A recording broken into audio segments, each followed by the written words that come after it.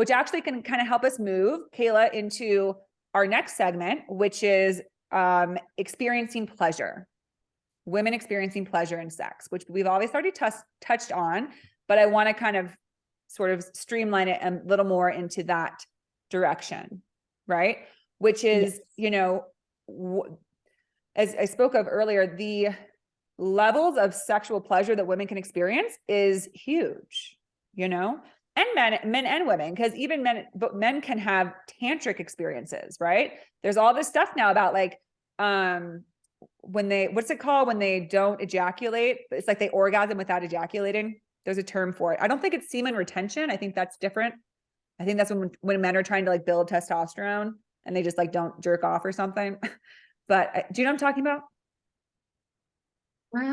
I've heard of it, but I can't think of the name of it, like the official term off the top of my head. Okay, no problem. But it's just, all I'm saying is there is like heightened degrees of sexual experiences that people can have. But Yes. if women can't step into their power, which is the last step, it's going to be hard to get to any of those.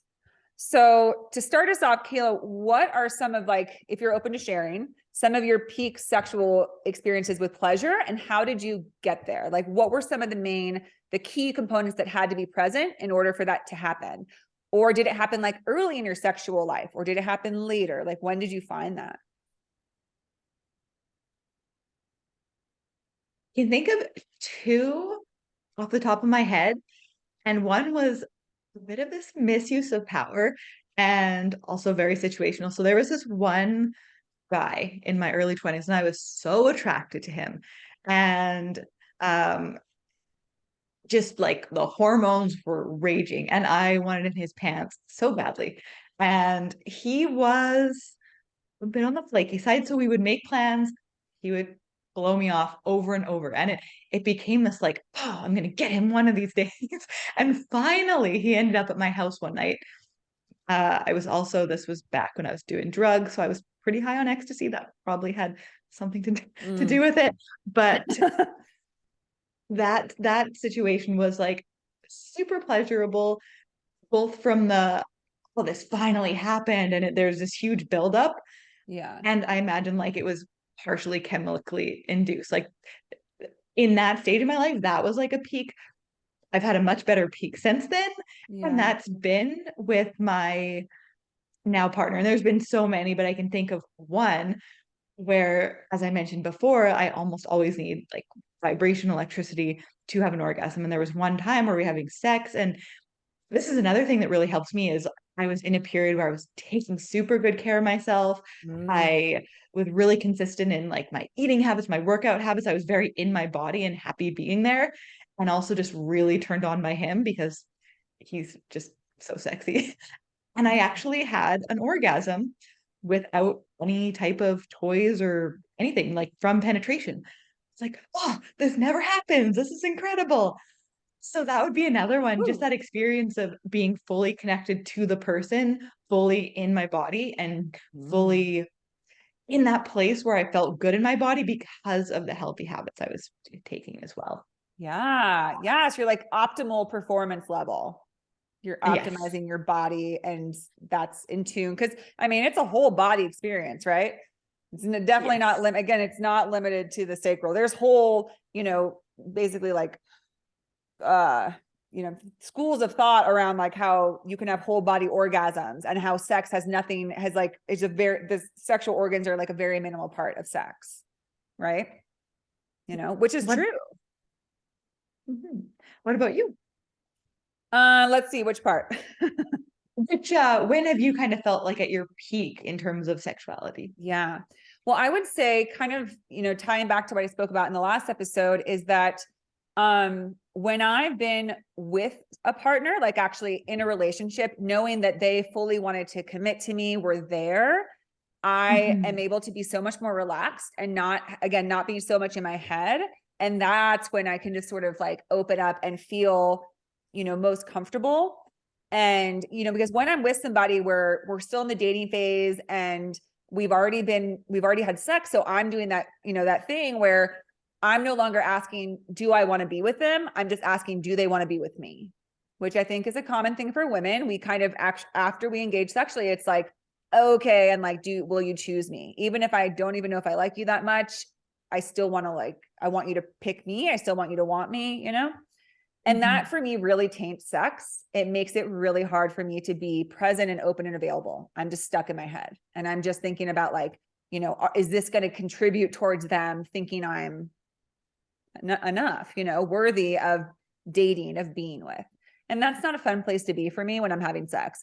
Cause then I feel like I'm trying too hard, right? Like, and it's kind of like we Yes. talked like in the first episode, which is, you know, I've always felt like a very sexual person. I've loved to like feel sexy and like exude sex and feel like that vixen in a confident way, right? But then to me, there's Yeah. also the side of me that's like a, you know, the tantalizer who like wants to see how much I can like get from somebody. Does that make sense? Like, okay, I can, if I'm this sexy, then I can like make you think I'm good enough or whatever. Whereas like when it just is kind of natural, it's just sort of like this rhythm, almost like a rhythm of sexuality, where it's like, I feel in my essence right now. So when I'm in my essence is when I have had the best sexual experiences. And with that, you know, more recently I dated someone where we had great sexual chemistry and you know, they really wanted to be committed and I was trying to figure it out. But just that knowing that they were like, I would be with you if you decide that, like it just, because I have a lot of insecurity around that I'm, you know, because of my history and my past, it's like, I'm not good enough for somebody. That's why I don't have a relationship.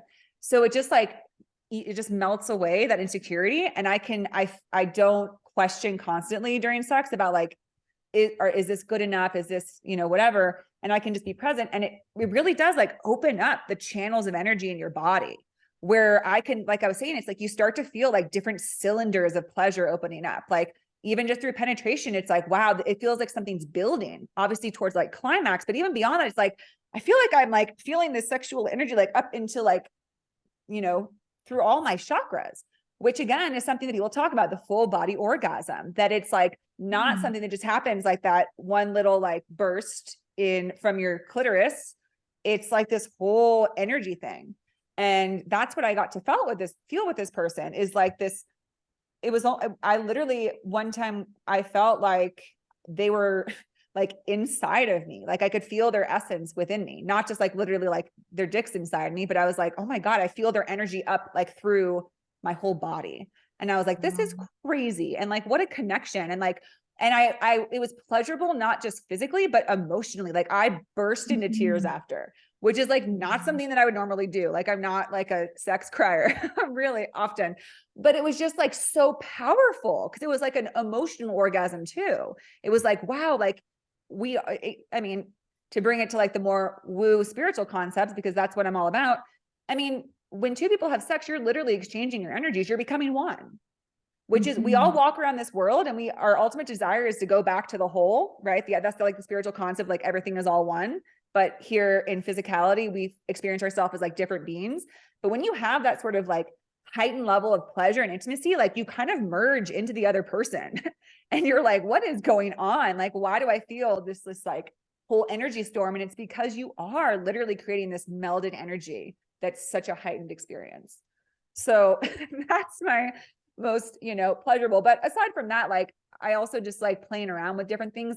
There's so many different nerve endings. Like even if you're not getting to the heightened tantric levels, I love like exploring different things, like, you know, different regions, different parts. And it doesn't even have to be genitalia, like just like certain, like I go crazy if someone like kisses different parts of my arms or like, and that's also tantra is like, just by like kissing and licking different parts, if you take time to not go straight to like the penetration and just like work each other's bodies, you can bring each other to climax just through that. And that is like pretty incredible. So, but again, I think that this comes from being in your power. You know, that's when you're really going to have that heightened experience of pleasure and being able to enjoy it and not feel that sort of experience of this is painful, but I'm not going to say anything. Like this isn't what I really wanted, but I guess I'll go along with it. You get in your power and then you explore pleasure together and like, you know, can skyrocket into the atmosphere of orgasmic pleasure, which one thing you're going to hit on, Kayla, was orgasmic manifestation. We could close with that, because I think that, as we mentioned, sexual power is not just the power that happens during sexual intercourse. it's the creative energy within all of us. It's that excited, like, ooh, this feels enticing. This feels good. So can you tell us about orgasmic manifesting? Yes. So this was something I stumbled across in 2017, and it was life-changing because at that time I was very much in my masculine. And I thought you had to work really hard and do all the things to be successful. And this other train of thought that I learned from my mentor, who was Lorianne King, if anyone wants to check her out, was as women, we do not need to effort to that crazy degree. And we're actually often doing ourselves this disservice. So what orgasmic manifesting is it's a woman connecting to her pleasure, connecting to her sexual energy, which as you mentioned, is also her creative energy. And it's calling in her desires while building sexual energy and while actually having an orgasm. And I signed up for this program, and without even starting it, I suddenly got an unexpected check in the mail days later for like $3,500. I was like, how? And From that's just like who? it. That's a Okay. it I was mean, actually sorry, I'm sorry. You from don't say, I didn't know if it was like from like like literally just like love the universe. Like it was from that. like an unexpected source. Yeah. Yeah, and that would have been cool if it was from the universe. It was from like the U.S. government. Weirdly enough, that's a whole other story. But I was But like, they taxed you on um, it. Okay. actually, like the time it helped me because I was paying off debt. It turned out they weren't actually supposed to give me that money, and I had to pay it all back. But Oh, at the time, geez. it helped me pay off my debt. And by the time I had to pay it back, I had all this money in savings, and I'm Oh, like, I had a feeling I wasn't supposed to get that money anyway. So I'm glad I'd cleared it up and can return them the money yeah. that is not rightfully mine. It helped me out in the interim. But that was just like one example. And when I really started to go deep into these practices of building sexual energy, calling in money and calling in all these different things became so easeful. Whereas before I would have been like hustling and grinding. Sure. Grindling. And even with my current partner, like I went back to these practices and I'm like, I want to call in him or something better because I had never felt this way about anybody before. And I Mm, know it's not helpful to like over attach to one specific thing. So I told myself I want it to be him or someone who inspires the same level of emotion and affection and admiration that he does. And it turned out to be him, which was pretty cool. yeah. Yeah. That's wonderful. So you feel like that was orgasmic manifestation when that check came to you? I think it was possibly, I hadn't started the practices yet, but what I also know is that sometimes when I'm afraid to make those types of investments, and I think I've heard this happens to a lot of people, and we go ahead and we make that investment into our growth, into our spirituality, whatever it might be, the universe gives us these little things that show us you're on the right track. That was an Yes. aligned move, and you're going in the right direction. A And that's what hundred it felt percent. like at that point.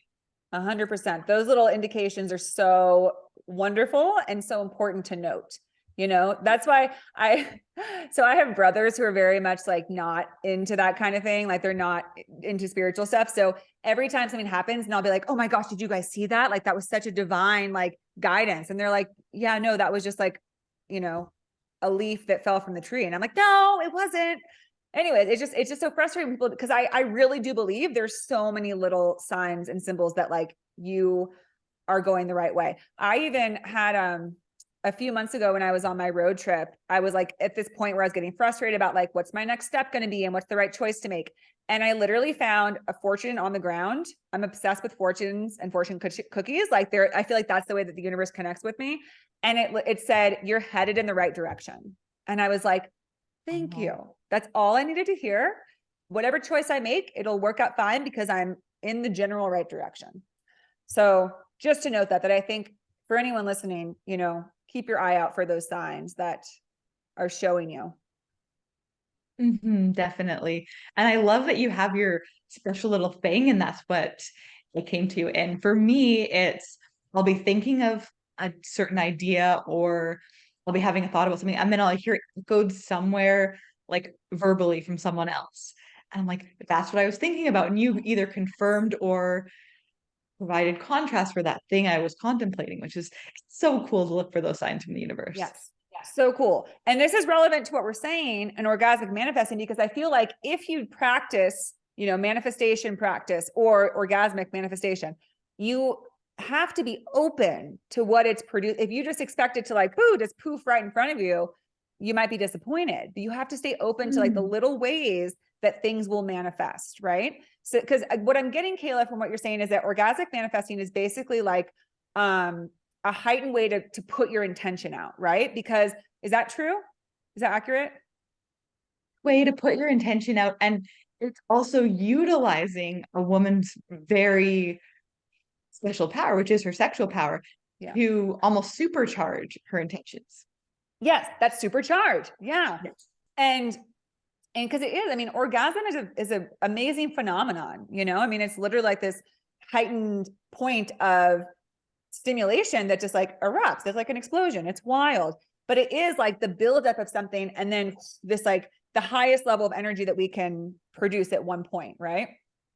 So it's important to harness those powers. And, I think there's something about, the feminine orgasm in particular, because when men orgasm, it sort of depletes their energy in a lot of ways, because they're only given so many shots, right? They just like, they're one shot and done. But women, it can, like we talked about, can build and like multiply. You can be multiply or orgasmic. And so it's like, it's not, drained energy. It's like almost builds energy. And one time I was meditating, I even like got this big message of like, there needs to be more female orgasm. And I was like, what? Like what? And it's because it's because it's like the heightened sense of manifestation. It's like this heightened power that you get, right? When you're in that climactic zone, which if you practice Tantra, like you can get to that level and stay at that level. Men as well. They can find a place where you're rather than, let's say that orgasm is like a peak energy, rather than like exploding, you can just bring it back around and let it just like start like churn. So you're like literally like this manifesting orgasmic churner and can put it out. So, which is awesome. And then it's just a matter of like, what do you want to do with that energy? What do you wish to manifest? Right. And this makes me wonder, Kayla, would you say that women can do this on their own through masturbation? Can you orgasmically manifest through masturbation?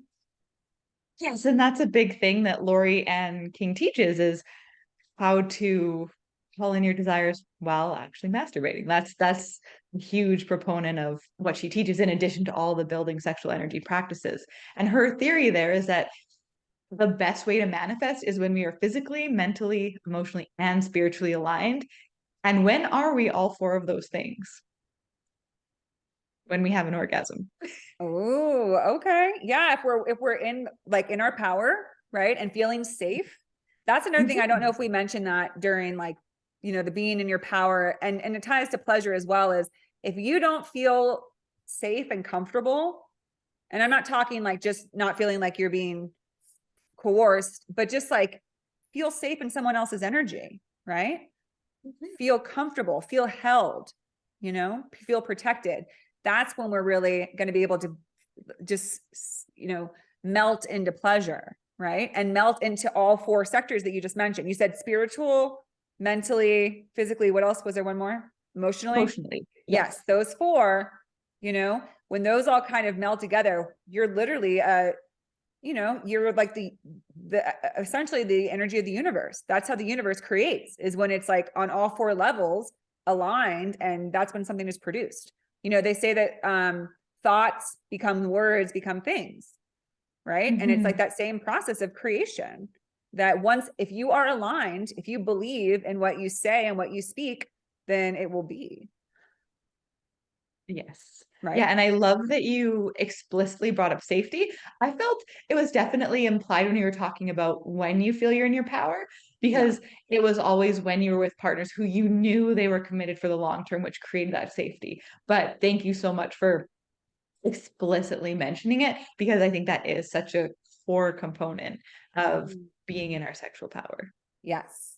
And then with that point in mind and your orgasmic manifestation in mind, and talking about pleasure, let's talk about masturbating and how wonderful of a tool that can be for women to feel safe and comfortable with sex and their bodies, and to find out how they feel pleasured, right? Because one is maybe less as I get older, but especially like in my 20s. And you know what? Still now, a lot of my friends aren't comfortable talking about masturbation. When I talk about it, they'll kind of be like, oh, yeah, okay, that's okay. You're gonna go there, all right. Or they're like, yeah, I don't really do that. And I'm not knocking that. Like again, if it's not something that you're interested in like exploring, then it's totally your prerogative. But if you feel this kind of calling of like, I'd love to know like what I really like. And I'd love to like kind of explore what's down there and, and how to feel comfortable with touching myself, with being touched, all of that.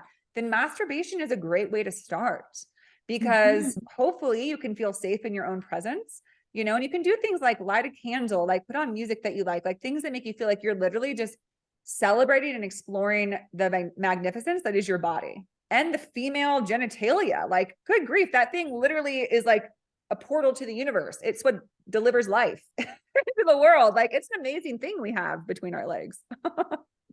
Yes, absolutely. So I think it's worth exploring and checking out, like getting some toys or just using your hands, getting old school with it and just where do you like being touched? Where it feels good even, and not even doesn't have to just be down there. It's again, like the same way as, getting, intimate and tantric with your partner is like, what parts of your body are sensitive? Like where feels good, where feels like sensual and sensitive, and just kind of like exploring that. So that even before you enter the bedroom with another person, you have an idea of like, oh, I can't wait to ask them to try this, or I can't wait to tell them that I love this kind of stimulation, or if we use this toy, it really helps me reach climax. And it's going to be such an exciting experience to bring into this connection. Yes, I remember I was talking to a coworker once, this was years ago, and we were talking about masturbating actually, and she said, well, I don't know about you, but I'm the best I've ever had. And I remember thinking like, yeah, me too at the time. And I think that's so important for a woman to be the best she's ever had first. So like you said, she knows what she wants and then she can communicate that with her partner. Yeah. Yeah, totally. Totally. So then, yeah, you reach like peak point with yourself, and then you can reach peak with your partner, and then Yes. the more that you feel safe exploring yourself, the more you're going to feel safe having your partner explore, where you can literally like guide them and be like, do this and go down there. And I like this, that, and the other thing. This is my, favorite. And can we focus on this? And as we said, most people will say, awesome. Yes. Great. I love that you know what you want and what you like. And I can't wait to help you out with that. Right? Yes. Yeah. All right, Kayla. Well, I feel like we've kind of delved in pretty far into pleasure. And what could we wrap up with now that this is our series coming to an end on feminine sexuality? So do you have any final message combining women's relationship with sex, women stepping into their sexual power, and women fully experiencing pleasure? I think I'd love to leave women with permission to like whatever they like without judgment, permission to be almost a student of themselves and get to know themselves better and not make themselves wrong for anything that comes up, because we all are so different this way. And just because you're really into stuff that your besties aren't into doesn't mean that they're wrong or you're wrong. You're just different. Yes. Fantastic. I love that. And I've loved that we've been able to speak to this and bring it to light, because as we said in the beginning, this is such a big topic and we could go on and on about this. I would love for any women listening to email or ask us any follow-up questions. Maybe we can do another series sometimes, Kayla, or we can definitely respond via email or messages. And we're definitely looking for suggestions for future topics. As to, podcasters, we're always looking for what do people want to talk about. And I know that we all often want to talk about sex. So yeah, please message us. And if I had to have a last message, I think it would be, again, to know that nothing that we've said can apply to everybody, that sex is such a unique experience and it's so vast that I think that there's a place for everyone to fall into, and that it's okay to not have that much interest. That's totally fine. But as I said, if you feel this interest, there are so many different outlets and resources to explore, to find how you can find your own rhythm and appreciation for sex, even if it's not actual intimacy, like actual, or not actual penetrative sex. Cause I've actually worked with clients who are like, I've realized that I just don't like the actual act of sex. I like a lot of different other things around it, but I don't like sex. And that's fine. But again, we put in our society, we put sex in such a small box about what it is. It's what you see when you turn on a porno, but that's not it. You know, there's a lot of different ways to be intimate and sexual with someone that doesn't have to be that. So I would say like kind of expand your view, expand your horizon with sex and see if you might have something that interests you. Definitely. Awesome. All right, Kayla. Well, this has been fantastic. I can't wait for our next collaboration. Thank you so much. You are very welcome. I was happy to be on again. Wonderful. All right, Kayla. Well, we will, if anybody reaches out, we'll answer some questions, maybe a follow-up episode to answer questions if we get them, but otherwise I'll see you on the next one. Mm-hmm. Bye.